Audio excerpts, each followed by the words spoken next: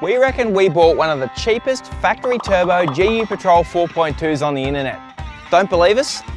I reckon this is most four-wheel drivers' absolute dream rig, and we got it for just 11.5 grand. That's less than half of what we expected to pay for one of these. So today, I want to go through the vehicle and also share a few tips for you so you can get your dream four-wheel drive for way less than you think. I also reckon this has got to be one of our best bang for buck bargain buys yet. So let's check it out.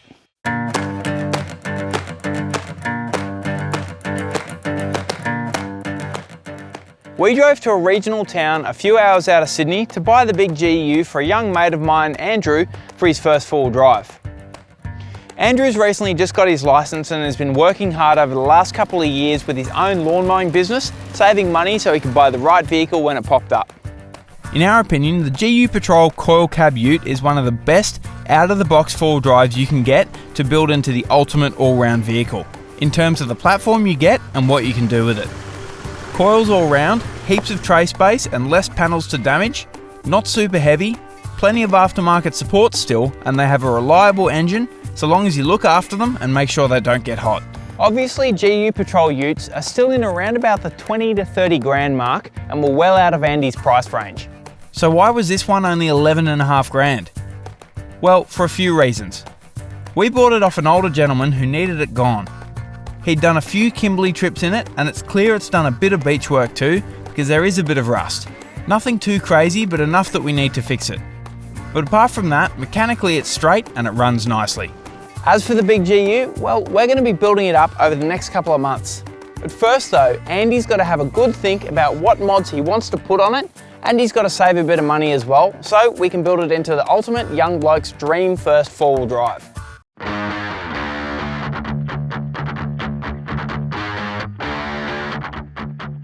If you see the vehicle you want within your budget and condition, ring the guy straight away to go and have a look at the car.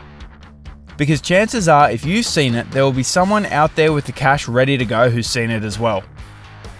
Plus, if you do go and look at it and decide it's not for you, you'll still learn a few things to look out for that particular model, so you can keep an eye out for the next vehicle you inspect. It's a pretty safe bet to say that your dream four-wheel drive won't be a couple of suburbs away. Widen your search and don't be afraid to get on the road to go and find the right one. Yes, you need to travel more, but if you do find your perfect four-wheel drive in a regional town, you'll be glad you did. Plus, the other advantage is not everyone will be willing to put in the effort to go look at that vehicle as well, so you're more likely to get a bargain. It can be daunting trying to negotiate with someone selling a vehicle. Ask them if they are negotiable and consider the things on the vehicle you'll need to fix if you purchase it, as that can help when it comes to negotiating the price. For example, this GU was up for 19 grand. When we considered the rust in the vehicle, as well as the mechanical components that needed to be replaced, we negotiated down to a price that everyone was happy with. Also, the owner of the vehicle was super keen to move it on as well, which helped us to get a bargain.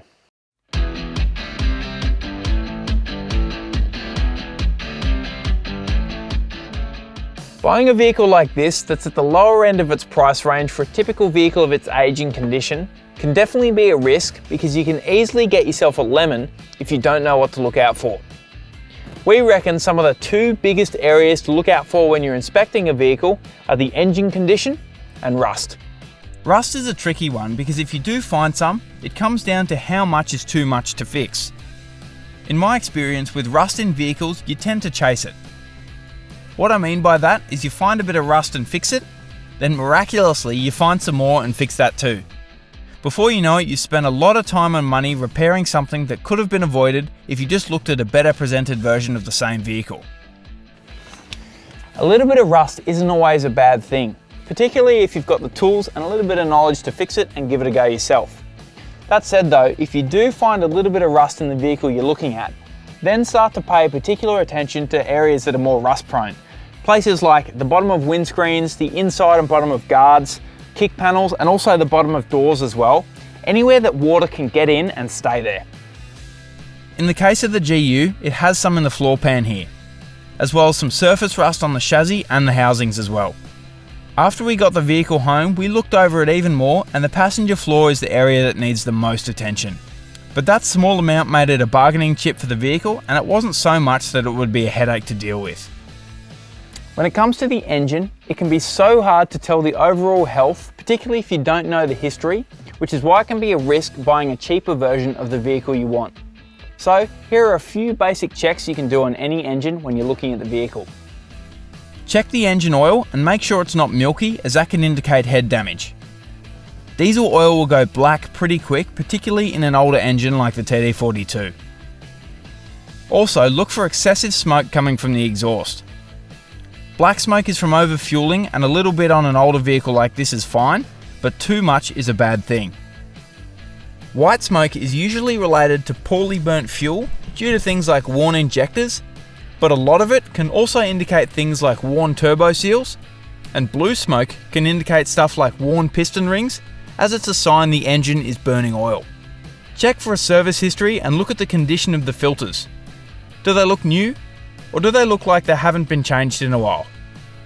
Look for kilometre markings on the filters too, as that's also a good indication of when it's been changed, but it's also a telltale sign that the owner is putting in effort to service the vehicle as well. In the case of this GU, it was clear that the engine hadn't been serviced in a while when we looked at it. But since buying it, we changed all the oils and filters and gave it a bit of a birthday. Look for obvious leaks around the block, head and fuel lines, particularly around the fuel pump.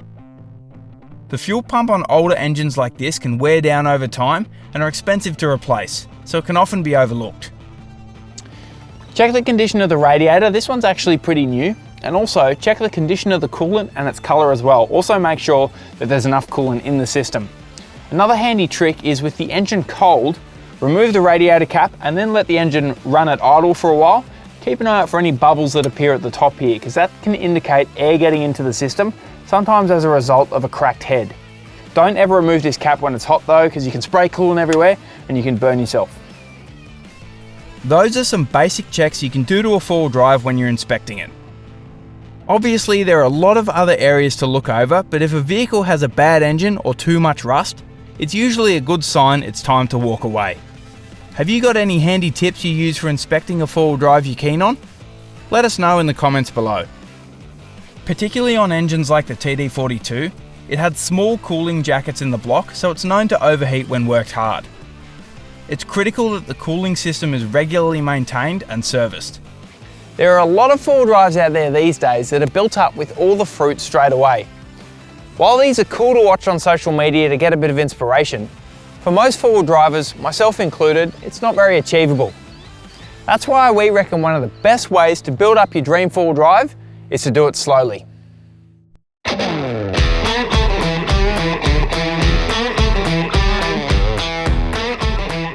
In the case of this GU, sure, it's not the best example we could get, but everything on it that needs attention was very much achievable, and the rust can be repaired if it's done quickly. Plus, for a young bloke like my mate Andy, it's the perfect platform to start learning about looking after and maintaining vehicles yourself. The best way to learn what mods you need to do to your four-wheel drive is to get out there and use it. Learn how the vehicle behaves on and off road and live out of it at camp for a while to figure out what setup you want to run. Buy a workshop manual for your vehicle too, and spend some time in the shed learning how your vehicle's put together. By doing that, it teaches you a bunch of things. You can save up your money for a bit longer so you can buy the right mods the first time. It makes you more certain of exactly what mods you want to do to it. And thirdly, it teaches you to appreciate the build more, as yes, it's taken longer, but you know it's done to suit exactly what you want the vehicle to do, and you've learned along the way as well. You know, driving this GU around, it really makes me think sometimes, would I have been better off back in the day selling my Hilux before I did the suspension conversion and then stepping up into something bigger like this? It's a thought that has been in my head a lot, you know, over the years, and the answer is, yeah, I probably would have been much better off. I mean, don't get me wrong, I love my Hilux to bits. It's my first car, it's my dream four-wheel drive, does everything I want, it's light, it's capable, you know, it's the perfect vehicle for me. But driving this around, I mean, you know, you get a bigger engine, you get a bigger chassis, it's very comfortable, it's capable, and it's also a really good platform to start with. You can make this vehicle super, super capable, whether for touring or for tougher stuff. What am I getting at? Well, hindsight's a funny old thing, but I think if I had my time again, I probably would have preferred to have stepped up into something like this rather than spending a lot of time and a lot of money modifying my Hilux to try and suit what I wanted, rather than buying a vehicle that was already pretty good to start with. You know, coils all round, solid axles, big, capable, lots of tray space, tough. You can put a bit of bar work on these, and because they are a single cab ute, they drive pretty much anywhere when you lock them and put big tyres and stuff like that on. Don't get me wrong, I'm happy with my Hilux and I don't think I'll ever sell it, but it really just makes you think, doesn't it? And just remember, there's no point building a vehicle just to get likes on social media, only to take it out in the bush for the first time and not like the setup when you use it in the real world.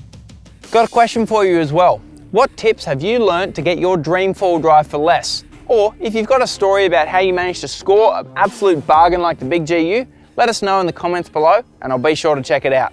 Other than that, thanks for watching and I'll catch you next time.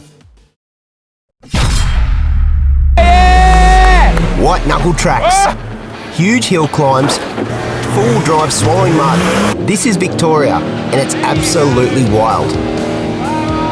Right now we're in the middle of a huge adventure on the local tracks of Victoria, and trust me when I say we're having an absolute blast. Buckle in folks, because this is going to be a good one. That was intense. There's just black smoke and mud in front of me. I didn't even know which way the D-Max was going. Or... Holy. Go Pete, you wild man. Yeah. Oh, I can't move my mouth around that. Yes. Wowzers. I haven't heard soot be that angry for a long time. There's some mud going everywhere. That's about as much fun as you'd have your pants on, there's no doubt about that.